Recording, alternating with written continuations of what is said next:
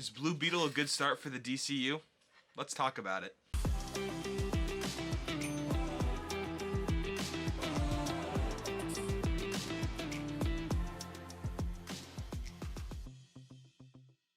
Welcome back, everybody, to another video.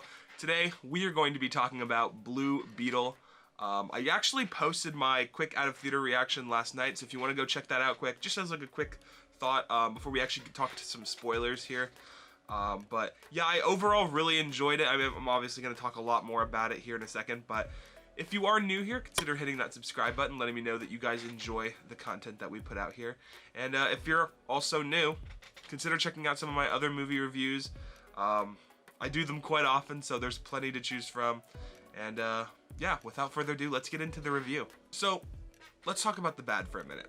There's really not much to talk about here. There were one or two moments, more in the beginning of the movie, like the first act, where I thought some of the lines were a little on the nose for me, a little too cliche.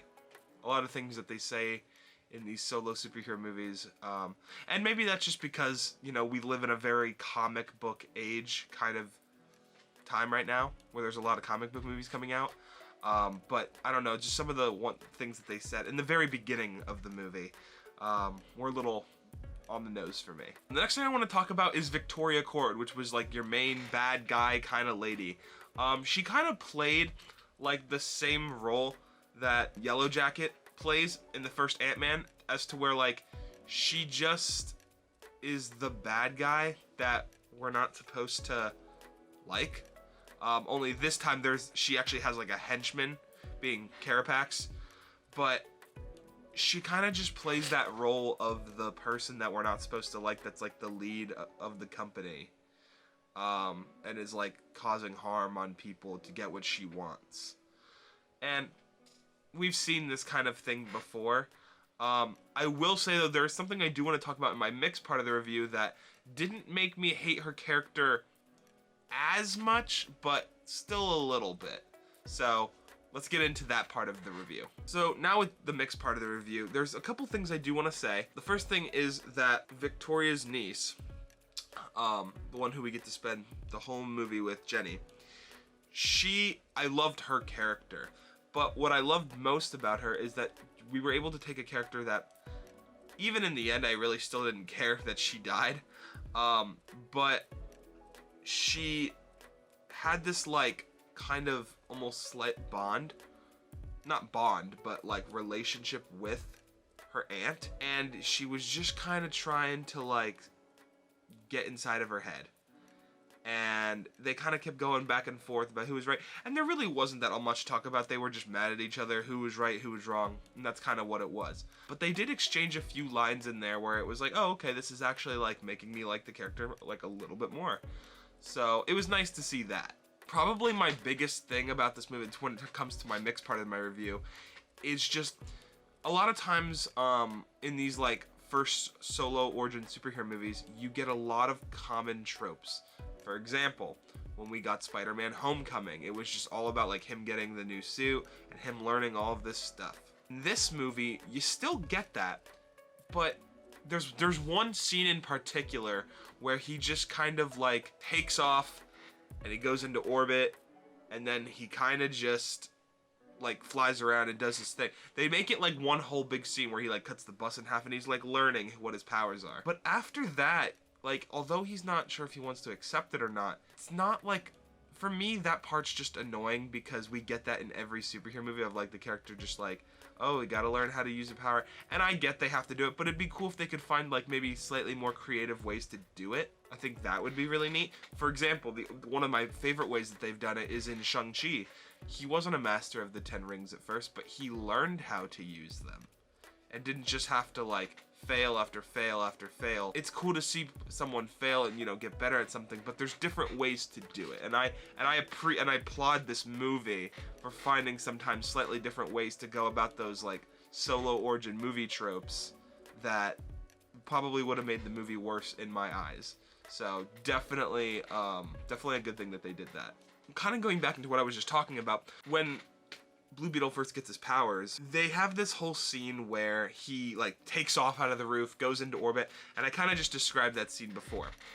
Well, that scene was a little on the nose for me because that scene is in like almost every solo comic book movie. Whether you want to replace it with Iron Man going to the top to see it, like where his suit will run out, just like testing their thing, even though he didn't want to be a part of it. Now, I will say that I did enjoy that the suit was just trying to protect him the whole time, and that it wasn't just him like messing up and messing around with the suit. That's something that I can appreciate because that's not like every other comic book movie.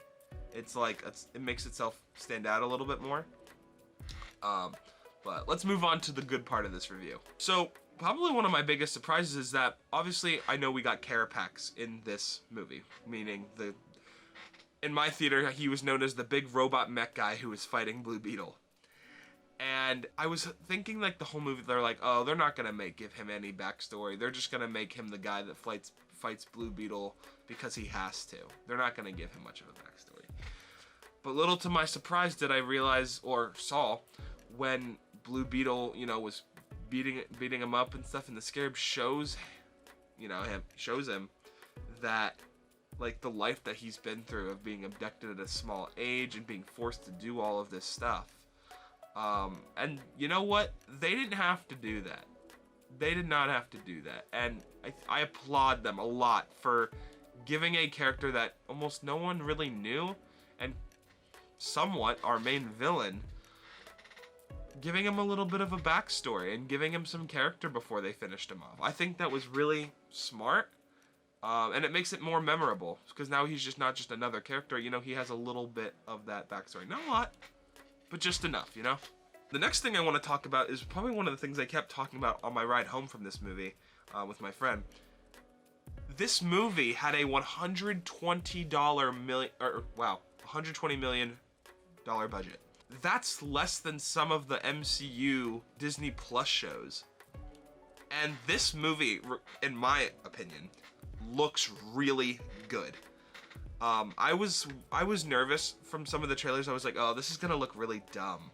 Like visually look really dumb. And I was surprised that I actually enjoyed a lot of the CGI in this movie. I thought it looked clean. I thought it didn't look like it was too much. So I really enjoyed that. One character I want to talk in particular is Rudy. A lot of times you just get that like really annoying person that's just like the best. It's like the superhero's best friend in this movie. And we actually really didn't get that in this movie. You really didn't. You got Rudy, but he's just like this like anti-government kind of guy. He's like, no, I don't want the government tracking any of my stuff. And he's, you know, he's a pretty smart guy as well when he builds like the blocker to block out Cord. He kind of just places like the comedy in this movie, but he also has some like deep moments with Blue Beetle, and that was something that like I really appreciated. I want to talk about Blue Beetle's sister for a minute because when their house gets like raided, her emotion when her father dies actually made me cry in theaters.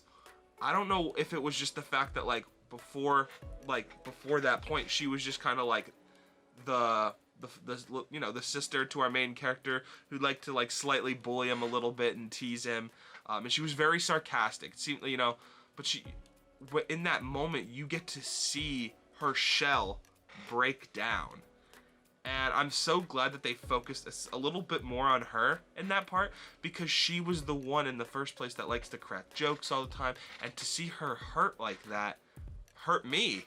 So that was something that I think that they did really well with, like, you know, the father dying and everything. I think that was something that they did really well, with showing her emotion behind that.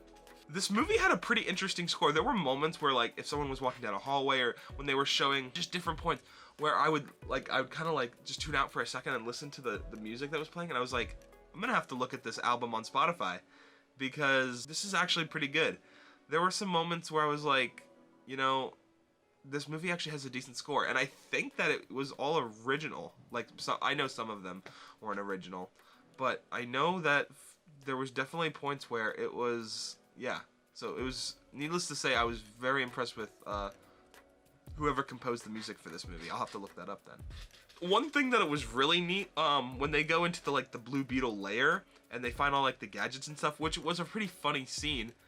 Them using like the bubble gum and especially the power glove as like a weapon was so cool and so original. It wasn't just some really high-tech piece of equipment, which, I mean, yes, it was, but making it from something like that has a fist in the first place was so sick, and something that I would only expect like a Blue Beetle layer to have, if you know what I mean. So that was something I really appreciated. Finally, I just want to talk about Blue Beetle himself.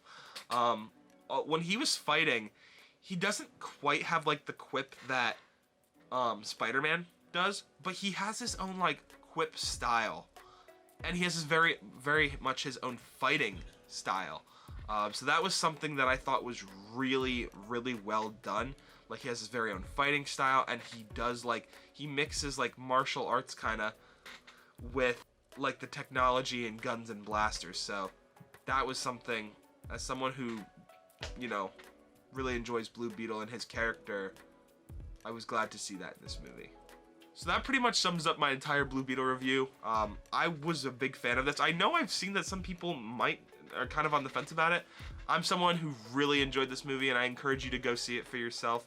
And when you do, consider sharing your opinions down in the comments below. I'd love to have, you know, that conversation with you guys.